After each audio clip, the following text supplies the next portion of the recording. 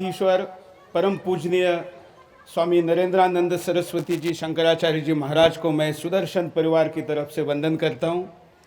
हमारे बीच में अंजनी नंदन शरणदास जी महाराज जी, आपको भी वंदन करता हूँ। आप हनुमानगढ़ी से है और हनुमान जी के बगैर कोई युद्ध लड़ा नहीं जा सकता और मुझे लगता है ये संसद युद्ध के लिए ही बुलाई गई है, इसलिए आप वहाँ से प्रतिनिधित्व करते हैं।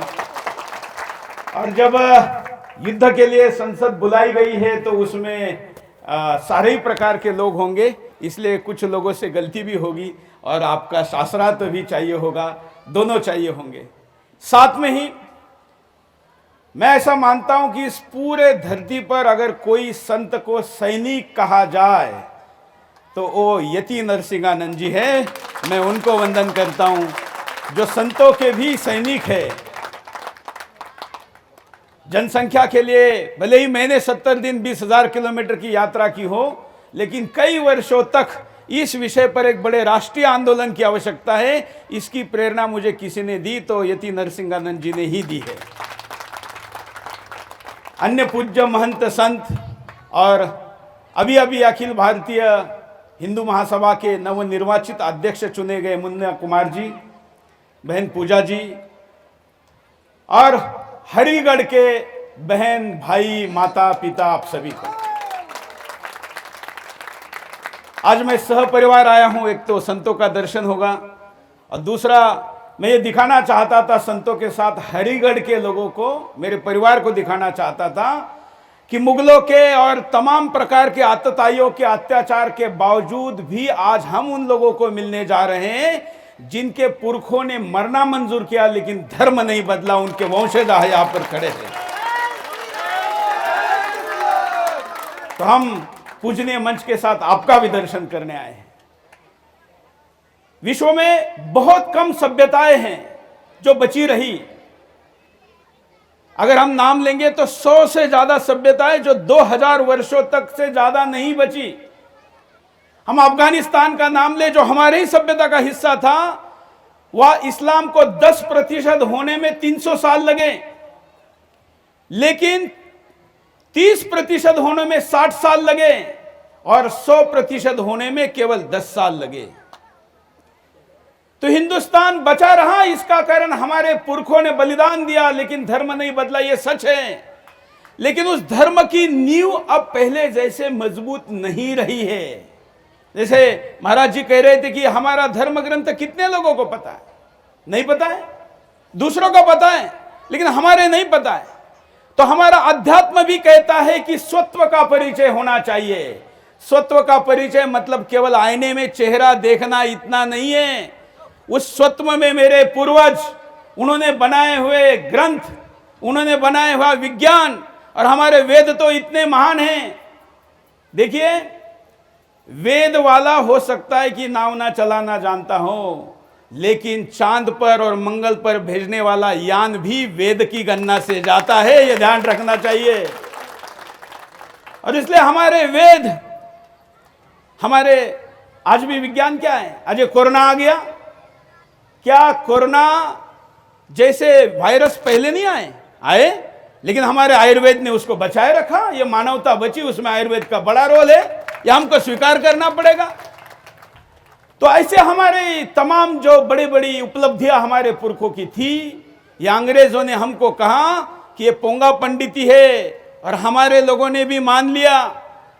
इसका बड़ा कारण यह रहा कि स्वतंत्रता के बाद, हालांकि मैं उसको तथाकथित स्वतंत्रता कहता हूं, यह संपूर्ण स्वतंत्रता नहीं है, इस अधूरी स्वतंत्रता के बाद 36 वर्षों तक मुसलमान शिक्षा मंत्री हिंदुस्तान का रहना, यह इसका सबसे बड़ा कारण है, ऐसा मैं मानता हूं। उसमें से पहला शिक्षा मंत्री तो हिंदुस्तान का भी नहीं था, वो तो दूसरे देश का था, लेकिन वो इस देश का शिक्षा मंत्री रहा। और इसलिए हमारे देश के शिक्षा मंत्री, हमारे देश के संस्कृति मंत्री, हमारे देश के तमाम मुख्य पदों पर वो लोग बैठे रहे। यहां तक कि जिनको लोग पहला प्रधानमंत्री कहते हैं, नेहरू, जो कहते थे मैं एक्सीडेंटली हिंदू हूं, हालांकि मैं नेहरू को पहला नहीं दूसरे प्रधानमंत्री कहता हूं, क्योंकि मैं नेताजी सुभाष चंद्र बोस को पहला प्रधानमंत्री मानता हूं, जिन्होंने पहली गवर्नमेंट इन एग्जाइल आदिवासी सरकार बनाई थी।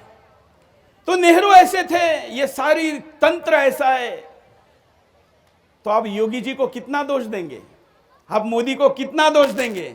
क्योंकि वहां बैठने के बाद उनके नीचे जिनको आदेश देकर काम करवाना है उसमें तो जिहादी भरे हुए हैं। यह सत्य स्वीकारना होगा।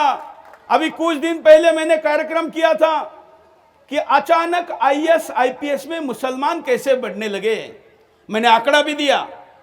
उसके बावजूद हिंदुस्तान में आज तक किसी न्यूज चैनल के शो को कभी स्टे नहीं लगा था, लेकिन सच कहने वाले सुरेश चौहान के यूपीएससी जिहाद शो को स्टे इसलिए लगा क्योंकि मेरे पास उसके सारे सबूत थे, आंकड़े थे, जिहादी कहां घुसे हैं पता था। और अगर ये मैं सारे आंकड़े सच बताऊंगा बाहर आएंगे तो फिर किसको आईएएस रखना है, किसको आईपीएस रखना है, कोई रख ही नहीं सकते।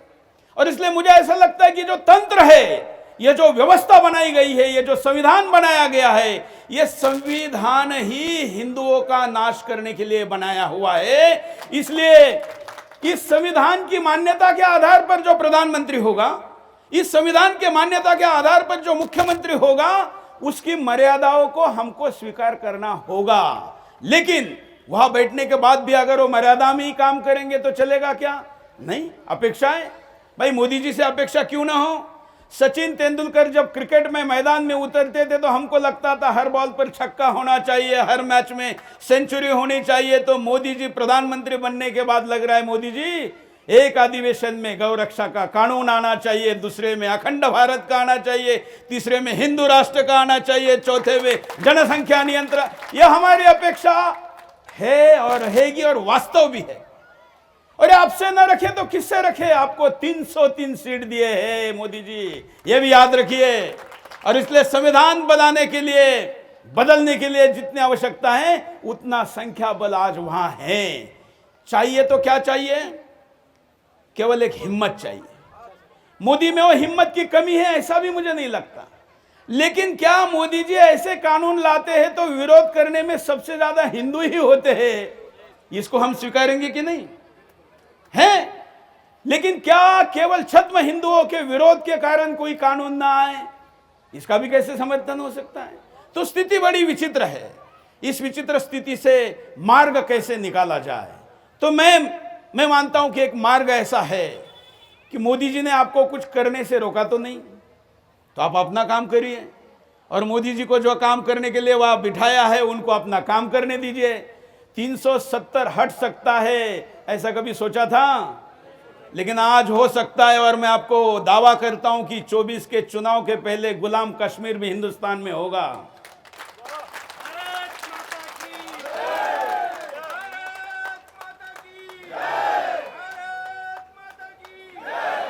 यही बात योगी जी के बारे में है। हाँ, हम मानते हैं, अपेक्षा करते हैं। हम तो मोदी जी को अगर सचिन कहते हैं तो योगी जी तो वीरेंद्र सहवाग से भी ज्यादा घातक है, और इसलिए योगी जी से तो और अपेक्षा है। लेकिन हमारे मन में कई प्रश्न निर्माण होते हैं। जैसे नरसिंहानंद जी के विरुद्ध समाजवादी सरकार में भी जितना साहस प्रशासन ने नहीं किया, उससे ज्यादा कार्रवाई योगी जी के सरकार के अधिकारियों ने की। यह सत्य है, दुखद है। लेकिन कई बार ऐसा होता है, मैं मानता हूं, क्योंकि मेरे ऊपर भी कांग्रेस राज में जितनी कार्रवाइयां नहीं हुई उससे ज्यादा कार्रवाइयां मोदी जी के राज में हुई। लेकिन इसका मतलब वो मोदी जी ने कराई ऐसा नहीं है। इस तंत्र के अंदर के जो जिहादी है वो आज भी उतने शक्तिशाली है और वो ये काम करते हैं, यह हमने समझना होगा। और इसलिए हमारे आपसी मतभेद या हमारे मंचों के विषय नहीं होने चाहिए। हमारे आपसी संवाद का माध्यम मीडिया नहीं होना चाहिए। मुझे लगता है कि हम मोदी जी के सामने बैठ सके, हम योगी जी के सामने बैठ सके, वहां पर हम हमारी समस्याओं को बता सके, ये भी हमें समन्वय का सूत्र और रास्ता बनाना होगा। यह हमारी आवश्यकता है। पूज्य शंकराचार्य जैसे महान संत हमारे बीच में हो, जो देश में कहीं पर भी लड़ने वाला हिंदू कोई कार्यक्रम आयोजित करता है तो मंच कितना बड़ा है छोटा है नहीं देखते, वहां पर उपस्थित रहते हैं। ऐसे शंकराचार्य जी होते हुए भी अगर हम संवाद का मार्ग नहीं निकाल सकते तो कब निकालेंगे? और मैं आपको वचन देता हूं कि आपकी बात पहुंचेगी। महाराज जी जानते हैं जो विषय मेरे तक आए उन विषयों को जहां तक पहुंचाना चाहिए हमने पहुंचा। और इसलिए मैं कहता हूं कि अगर हम संगठित रहेंगे तो हमारा तिरंगा चांद पर भी लहराएगा, और अगर हम विभाजित रहेंगे तो फिर तिरंगे पर चांद आएगा। हमको तय करना है कि हमको क्या करना है। और इसलिए तिरंगे पर अगर चांद नहीं आने देना है तो संगठित होने की आवश्यकता है। इसका मतलब चुप बैठो, आवाज मत उठाओ, अपने हिंदू संगठन मत बनाओ, ये भी मैं नहीं कह रहा हूं। मैं कह रहा हूं कि बनाइए, लड़िए, संविधान आपको अधिकार देता है। अगर भाषणों में अपशब्दों का उपयोग करने का अधिकार गद्दार नमक हराम ओबीसी को है तो हमारे किसी कट्टर हिंदुवादी कार्यकर्ता को भी है, उसको करने देना चाहिए। अगर वो गर्दन काटने और चीरफाड़ करने की बात करता है तो हमारा क्यों ना करे। जहां साधु संतों को गोली मारी जाती है, जहां हमारे बड़े बड़े धर्म रक्षकों को गोली मारी जाती है, तो वहां पर कोई पोस्टर को गोली मारता है तो उसको आतंकवादी कहने की क्या आवश्यकता है, यह भी मैं मानता। अपने अपने अभिव्यक्ति करने का एक तरीका है, और खास करके यह तब बदलता है जब किसके हृदय में कितनी आग है, कौन कितना जख्मी शेर है, इस आधार पर तय होता है। और इसलिए नरसिम्हानंद जी हो या मेरे जैसे हिंदू धर्म के लिए काम करने वाले हो, पूजा जी हो, हम लोगों के पास समाज की अंतिम छोर से आने वाली संवेदनाएं बहुत ज्यादा आती है। सुदर्शन के टेलीफोन नंबर पर रोज कई महिलाओं को उठाने की, कई गौरक्षकों की हत्याओं की, कई जगह गाय काटने की इतने समाचार आते हैं कि हम उतना धैर्य नहीं रख पाते जितना बाकी हिंदुवादी धैर्य रख पाते हो। इसलिए हमारा धैर्य ज्यादा फुटता है, और फुटना वाला धैर्य वर्तमान हिंदू नेतृत्व को स्वीकार करना होगा। हमारी बात के पीछे की ज्वाला, उसके पीछे का उद्रेक, उसके पीछे की आग, ये आईने का काम करने वाले पत्रकार की अभिव्यक्ति है, ये स्वीकार करना होगा। लेकिन मैं संवाद में भरोसा करता हूं, और खास करके अपने लोगों से संवाद होना ही चाहिए। और इसलिए मंच भले ही भाजपा का ना हो, भाजपा विरोधी हिंदू महासभा का हो, तो भी सुरेश चौहान के हर मंच पे जाता है, जाएगा, और ये काम हर हिंदू को मजबूत करने के लिए जो सुदर्शन का वचन है वो करेगा। अभी महाराज जी ने कहा कि संतों की हत्या हो रही है। महाराज जी, एक भी संत की हत्या, या संत की हत्या तो दूर, संत पे छोटा सा भी हमला कहीं हुआ तो सरकार किसी की भी हो, अगर सबसे पहले और बड़ा आवाज किसी ने उठाया तो सुदर्शन चैनल ने उठाया है। इसमें तो कोई दो राय नहीं है, बिल्कुल। और इसलिए हम आवाज उठाएं। हमको किसने कहा कि आवाज मत उठाओ?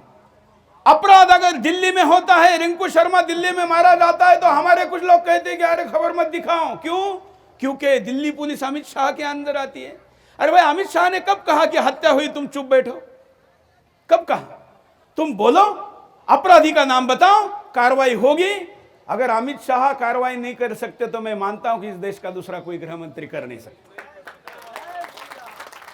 हम क्यों खुद ही ऐसा मान लेते हैं? योगी सरकार या कोई भी बीजेपी सरकार के अंदर भी कई अधिकारी कोई गड़बड़ कर रहे हैं, या उनका कोई मंत्री भी गड़बड़ कर रहा है, तो उसके विरुद्ध बोलिए। आपकी आवाज वहां तक पहुंचनी चाहिए। इसमें मैं रोकने वाला नहीं हूं, बल्कि आपकी आवाज को कोई और बुलंद करे ना करे, सुरेश चौहान की उस आवाज को बुलंद करेगा, ये वचन भी देता हूं। और इसलिए भाजपा वाले बड़ा संगठन है, इसलिए उनका बड़े भाई के नाते ज्यादा दायित्व बनता है कि छोटे संगठन वाले हिंदू भाइयों के मनों में क्या ज्वालामुखी फट रहा है वो भी सुनना चाहिए। इसलिए संगठन बड़ा हो या छोटा हो, मुद्दा वो नहीं है। हम सब मिलकर हिंदू है, हम टीम हिंदू है। हमारे शंकराचार्य जी से लेकर एक आम हिंदू भी टीम हिंदू है। और मुझे इस धर्म संसद का बड़ी विशेषता लगी जब मैंने पंडाल में प्रवेश किया। महाराज जी, यहां साक्षात शंकराचार्य जी भी है, और यहां पर एक आम हिंदुस्तानी हिंदू भी है। ऐसी धर्म संसद आपको सामान्यता कहीं देखने को नहीं मिलेगी। केवल बुद्धिजीवी हिंदू से काम नहीं होने वाला, लड़ने वाला हिंदू भी चाहिए, क्योंकि हमारे लड़ने के विचार को प्रत्यक्ष आजमाने वाला, प्रत्यक्ष अपने जीवन पे अंगीकार करने वाला भी हिंदू आवश्यक है। क्योंकि विचार के अपने कोई हाथ पैर नहीं होते, विचार किसी शरीर में प्लांट होता है, प्लांट करना पड़ता है, तब जाके वो प्रत्यक्ष जमीन पर उतरता है। हमारे विचार बहुत महान है, हमारे ग्रंथ बहुत महान है, हमारे सभी चीजें बहुत महान हैं, लेकिन हम अपने शरीर में, हमारे हिंदुओं के मन में उसको प्लांट करने में विफल रहे। षड्यंत्रकारी दूसरे थे, लेकिन हम रहे, ये भी उतना ही सत्य है। और इसलिए हमें हिंदू को भी मजबूत करना है, उसको हिंदुत्व भी समझाना है। और जो हमसे छोड़कर चले गए हैं, भले ईसाई बने हो, मुसलमान बने हो, शरीर तो एक है, लेकिन फर्क क्या है? सॉफ्टवेयर का ही फर्क है ना। तो सॉफ्टवेयर बदलने के दिशा में भी काम करने की आवश्यकता है। केवल घर वापसी करके, नाम बदल के, पूजा पद्धति बदलने से काम नहीं होगा।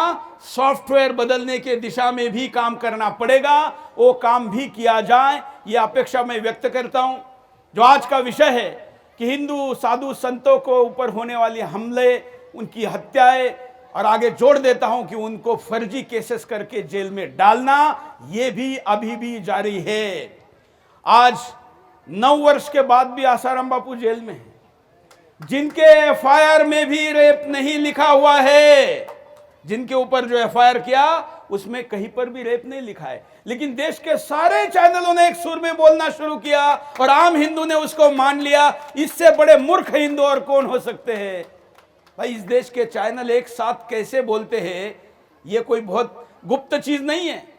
एक साथ पैसे बांटो तो एक साथ सारे सुर में बोलते हैं, यही सच है और कुछ नहीं है। मुझे किसी ने कहा कि सुरेश जी, ये भारत के मीडिया को बापू क्यों समझने में आ रहे हैं? मैंने कहा कैसे आएंगे? ये तो ऑक्सफोर्ड में पढ़े हैं, अमेरिका में पढ़े हैं। जिनको बाप नहीं समझ में आया, उनको बापू कैसे समझ में आया? ये तो खुद के बच्चे को जिस स्कूल में डालते हैं और उस स्कूल के प्रमुख को फादर कहते हैं, अपने बच्चे को ही बोलते कि ये तुम्हारा फादर है, उनको क्या बापू समझ में आएगा? और इसलिए ऐसे जो लोग हैं, ऐसे लोगों से हम क्या अपेक्षा करें? लेकिन है तो हमारे ही, इसलिए उनको दुरुस्त करना भी हमारा काम है। और इसलिए सुदर्शन का नारा है, साधु संत और सती को सताए तो हमको बताए, और हम उसके लिए आवाज उठाते रहेंगे और उठाते हैं, किसी भी कीमत पर उठाएंगे। और इसलिए मित्रों, अगर ऐसा कहीं हो रहा है तो क्यों हो रहा है? सोचिए, जिस पालघर की हम बात करें, वो पालघर में ही क्यों हुआ? पूज्य महाराज जी, आप जानते हैं कि संतों का सबसे ज्यादा सम्मान महाराष्ट्र में होता है, क्योंकि वहां के संतों ने शिवाजी बनाए हैं। लेकिन फिर भी महाराष्ट्र में ही हत्या क्यों हुई? महाराष्ट्र में मत कहिए, वो हत्या पालघर में हुई। पालघर इसलिए कहिए क्योंकि पूरे महाराष्ट्र में अगर कम्युनिस्टों का एकमात्र एमएलए कहीं पर है, विधायक कहीं पर है, तो उस पालघर में है। जहां पर भगवा कपड़े देखने के बाद जूता निकाल कर उस पर मारो, ये नारे पालघर में दिए जाते हैं। और इसलिए हत्या महाराष्ट्र में नहीं, पालघर में हुई है। हम राजनीतिक विचारों से कई बार ऐसा मानते हैं कि केवल कोई कम संख्या में जीत कर आया, इसलिए उसकी राजनीतिक ताकत कम है। ऐसा मत मानिए।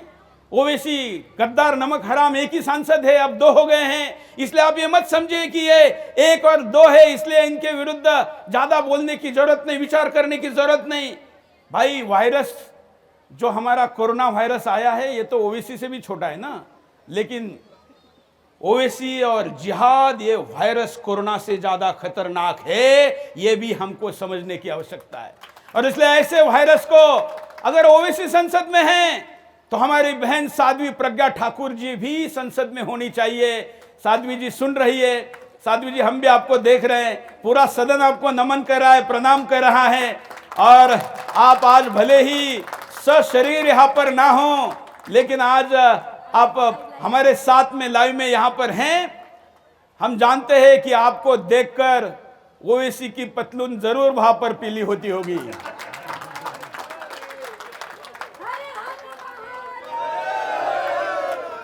आपकी हंसी देखकर मन प्रसन्न हुआ, क्योंकि साध्वी जी के बारे में मैं हमेशा मानता हूं कि इस पृथ्वी पर, खास करके पिछले शताब्दी में, अगर किसी, अब तो साध्वी भी है, महिला है, किसी महिला पर, साध्वी पर सबसे ज्यादा प्रताड़ना इस शताब्दी में अगर किसी की हुई होगी, तो वो नाम है पूज्य प्रज्ञा साध्वी ठाकुर जी। और इसलिए आपके प्रति हमारे मन में बहुत आदर है, सम्मान है, हर संत के मन में है। और इसलिए आप संसद में और आवाज बुलंदी के साथ बढ़ाएं, यह हम आपको शुभकामनाएं देते हैं। आज हम संतों की हत्या की बात करें। जब भी किसी जज के सामने संत की केस जाती है तो जज को लगता है कि अच्छा हुआ, कोई मौका मिल गया, अगर मैं इसके खिलाफ ज्यादा से ज्यादा कड़ी से कड़ी कार्रवाई करूंगा तो मेरा नाम बड़ा से बड़ा सेकुलर में लिखा जाएगा, अंतर्राष्ट्रीय पुरस्कार मिलेगा। यही होता है। और इस लालच में हमारे देश के कई जज, और देखिए मैं क्या कहूं, इस देश के कितने जज खुद कहते हैं कि इस देश की न्याय व्यवस्था भ्रष्ट है। खुद जज कहते हैं, मैंने क्या कहना है, वो खुद कहते हैं। ऐसे प्रणाली से हमको न्याय मिलने की अपेक्षा नहीं है, लेकिन इसलिए हम चुप बैठे और यही तंत्र चलने दे, ये भी स्वीकार नहीं है। और इसलिए इस देश के साधुओं को, संतों को अपनी अलग सा तंत्र, जिसको मैं कहता हूं कि आज की संसद बुलाना भी एक अलग से तंत्र निर्माण करना है। और इसलिए हिंदुओं की ऐसी धर्म संसदें होनी चाहिए, उसमें प्रस्ताव पारित होनी चाहिए। सुदर्शन ने भी अपना एक तंत्र विकसित किया है और हमने एक जन संसद नाम का कार्यक्रम शुरू किया है। महाराज जी जानते हैं, सबसे ज्यादा बार महाराज जी उसमें रहे हैं।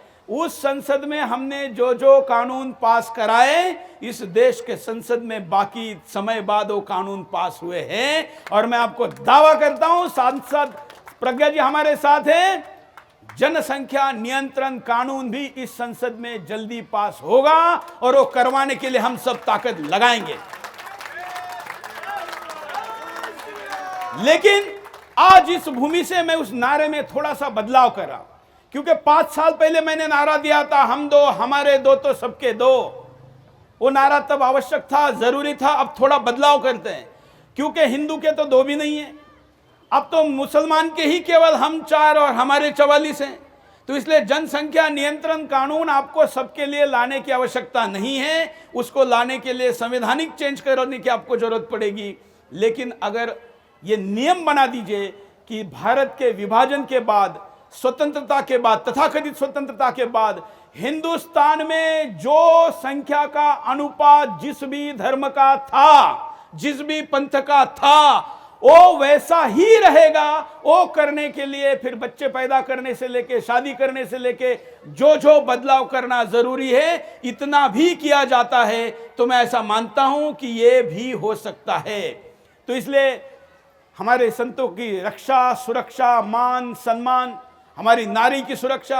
आज देखिए, आज दिल्ली में रोज 3 लड़कियां या तो मारी जाती है, या तो भगाई जाती हैं, या तो लव जिहाद की शिकार होती है। कम से कम 3, जो सुदर्शन तक आंकड़ा पहुंच रहा है।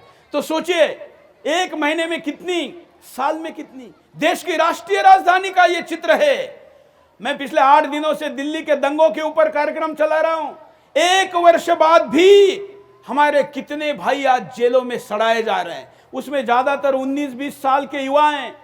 सुदर्शन ने उसमें से एक बहन जिनकी 4 बेटियां थी, उनको गोद लिया है। और ऐसे सारे परिवारों को नौकरी और आर्थिक सहयोग दे रहे हैं जो 1 वर्ष बाद भी पीड़ित हैं। हमारी मर्यादा है, लेकिन हम मानते हैं कि हमारा संकल्प अगर सत्य होगा तो साक्षात ईश्वर उसको सहयोग करने आएगा। वो आता है। और इसलिए जिहादी के इतने विरोध के बावजूद भी सुदर्शन 16 वर्षों से अपना कार्य निरंतर चला रहा है। और मैं आज पुनः देता हूं कि सुदर्शन जिस धमक के साथ, जिस तेज के साथ, जिस गति के साथ धर्म के लिए खड़ा है, उससे गति और बढ़ेगी आज साधु संतों के आशीर्वाद से। और गति के साथ और तेज के साथ इस देश के जिहादियों का नाश करने के लिए सुदर्शन आगे रहेगा। बहुत ही जल्द एक बड़ी घोषणा मैं कुरुक्षेत्र से करने वाला हूं। और कुरुक्षेत्र से प्रारंभ होने वाली उस लड़ाई की तिथि जैसे ही घोषित हो, तो इस हरिगढ़ के आप सब संत पुरुष भी, मान्यवर भी, हमारे व्यवसायी भाई भी, क्योंकि आप लोगों के केवल घर नहीं बना रहे, एक मजबूत हिंदू समाज बनाने के लिए भी मदद कर रहे, इसलिए आपका भी धन्यवाद। ऐसे सभी लोगों को मैं उस कुरुक्षेत्र में निमंत्रित करूंगा। आपने आज मुझे यहाँ बुलाया, मैं अपने परिवार के साथ आया हूँ और उनको भी इस कार्यक्रम में आपको आपके दर्शन करने थे, मिलने थे। उनको भी निश्चित तौर पर यहाँ आके आज हरिगढ़ देखना है। तो मैंने पूजा जी को पूछा, महाराज जी कितना दुर्भाग्य है, देखिए लाखों वर्ष पुराने इस हिंदुस्तान में। मैंने पूजा जी को पूछा कि यहाँ सबसे पुरातन मंदिर कौन सा है, उसको हमको दर्शन को जाना है। क्योंकि मेरा नियम है, मैं किसी भी शहर में जाऊं तो वहाँ के मंदिर में और गौशाला में अवश्य जाता हूँ। लेकिन पूजा जी ने मुझे बताया कि यहाँ पर कोई भी हजारों वर्ष वाला मंदिर बचा नहीं है, क्योंकि यहाँ पर आक्रमणकारियों ने सारे तोड़ के रखे। तो मैंने कहा कोई बात नहीं, मंदिर भले ही तोड़ के रखे हो, लेकिन मंदिर बनाने वाले के वंशज बचे रहेंगे तो नया मंदिर भी बनेगा। इतने वंशज यहाँ पर बैठे हैं तो नया मंदिर भी बनेगा। और वो ऐसे आप सब हरिगढ़ वाले, आज के इस धर्म संसद में पूजा जी मेरा आग्रह है कि एक प्रस्ताव और रखिए कि इस अलीगढ़ का नाम बदलकर हरिगढ़ करिए, और ये हरिगढ़ सरकार जब करनी है तब करेगी। मुझे लगता है कि योगी जी के नहीं रहते करेंगे तो कब करेंगे। और इसलिए योगी जी तो पॉलिटिकल टाइमिंग भी देखेंगे ना, तो देखने दीजिए। हमारे लिए तो जो टाइमिंग जिस दिन मन में आया उस दिन से, सुदर्शन का नियम है, हम अपने चैनल से अपना नामांतरण घोषित करके बोलना शुरू कर देते हैं। बाकी सरकार जब करे तब करे। महाराष्ट्र में जिसे लोग औरंगाबाद कहते हैं, मैं बचपन से उसे संभाजीनगर कहता हूं। अब वहां पर की सत्ता भी उसको बदलने जा रही है, एयरपोर्ट का नाम बदल दिया है, उसका नाम संभाजीनगर हो गया है। और इसलिए अपन बोलते रहे, सरकार सत्ता को हमारे पीछे आना पड़ेगा। इसका एक ही उत्तर है, और उत्तर यह है कि हिंदू समाज अपने आप को इतना मजबूत करे कि उस समाज को सरकार के पीछे और नेता के पीछे नहीं, नेता और सरकार को हिंदू समाज के पीछे चलने की स्थिति हमको निर्माण करनी चाहिए। वो स्थिति आप निर्माण करें, इसके लिए मैं आपको शुभकामना देता हूं। मुझे यहां पर बुलाया, इसके लिए आभार व्यक्त करता हूं। मैंने कई कटु शब्दों का उपयोग किया, किसी को बुरा लगा होगा तो मैं अपने शब्द वापस नहीं लूंगा, क्योंकि उनको सुनवाने के लिए ही मैं बोला हूं। इसलिए आप सबों को पुनः प्रणाम, मंच को प्रणाम, धन्यवाद। बहुत बहुत आभार हमारे आदरणीय बड़े भाई श्री